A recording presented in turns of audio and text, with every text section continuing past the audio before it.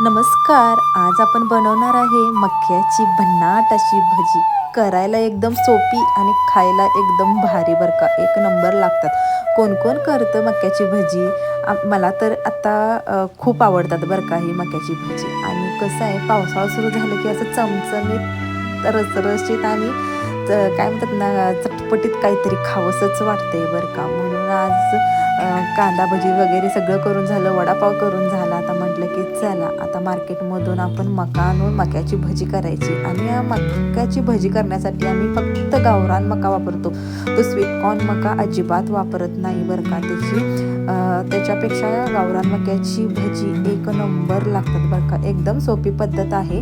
आणि पहिल्यांदा तर मी सगळं मक्याच्या वरचं सगळं हे काढून घेत आहे, कवर काढून घेत आहे. आणि त्यानंतर मी मका कसा सोलायचा ते पण दाखवत आहे.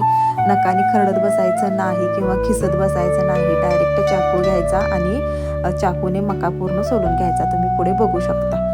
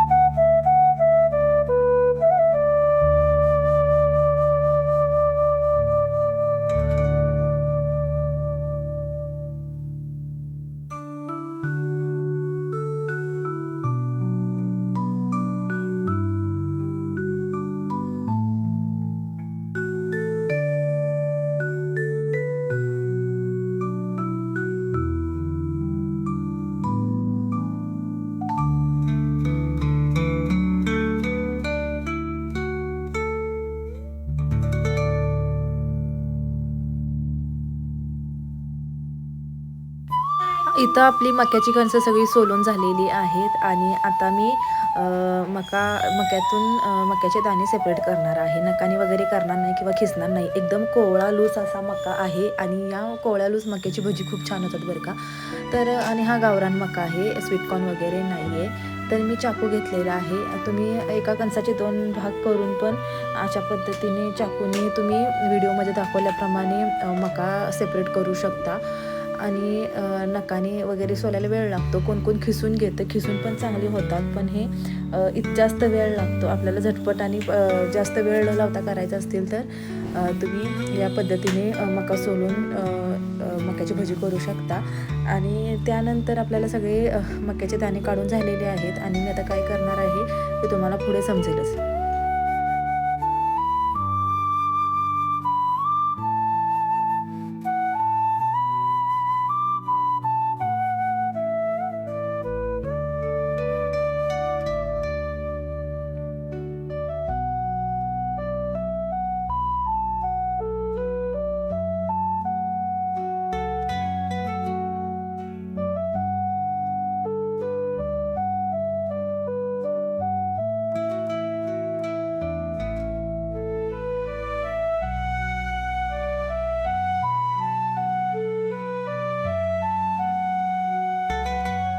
आता इथे मी सर्व मका मिक्सरच्या एका भांड्यामध्ये घेतलेला आहे. त्याच्यामध्ये मी मिरची टाकलेली आहे. मिरची मी ही जास्त तिखट नाही आहे, 4-5 घेतलेल्या आहेत.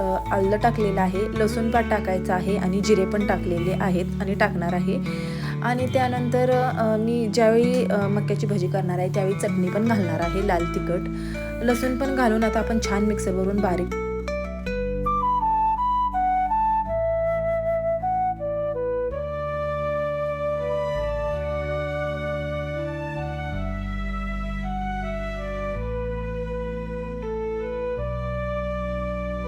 इथं मक्याचे दाणे सगळे मी मिक्सरवर बारीक करून घेतलेले आहेत. त्यानंतर कोथिंबीर टाकलेली आहे आणि थोडंसं बेसनचं पीठ टाकलेलं आहे. तुम्ही अजून तांदळाचं पण पीठ टाकू शकता, पण बेसनचं पीठ मला खूप आवडतं त्याच्यामध्ये घातल्यावर, म्हणून मी बेसनचं पीठ घालते.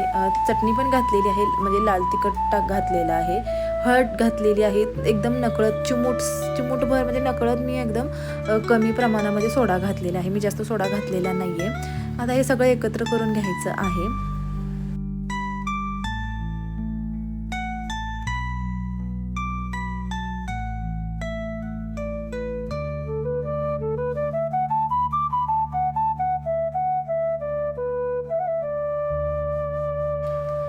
चवीनुसार मीठही घालायचं आहे. जास्त मीठ चुकून खारट झालं तर ते चांगलं नाही लागत, पण चवीनुसारच घालायचं आहे. सोडा पण चिमूटभर घालायचा आहे, मी तुम्हाला सांगितलं आहे. आता हे छान आपल्याला मिश्रण तयार करून घ्यायचं आहे. तुम्हाला जसं घट्ट पातळ पाहिजे आहे तसं तुम्ही करून घ्यायचं आहे. मी पहिला घाना थोडासा घट्ट पीठ असताना काढला होता, त्यानंतर मी थोडं पाणी वाढवलेलं आहे. पहिल्या गाण्यामध्ये मी बारीक भजी सोडली होती, नंतर थोडी मोठी सोडली होती. तुम्ही जसं बारीक मोठं किंवा असं तुम्ही थापून जरी डायरेक्ट तळलं तरी पण छान लागतं. अशा पद्धतीने आता आपली मक्याची भजी मी आता तळायला टाकणार आहे, तुम्ही बघू शकता. आणि तुम्हाला मक्याची भजी आवडलीत का आणि तुम्ही कशी करता मला हे पण सांगायचं आहे. आणि हा व्हिडिओ तुम्ही कोणत्या भागातून बघता आहात हे पण मला नक्की सांगायचं आहे. आणि तुम्ही मक्याची भजी कशा पद्धतीने करता हे पण मला नक्की सांगायचं आहे.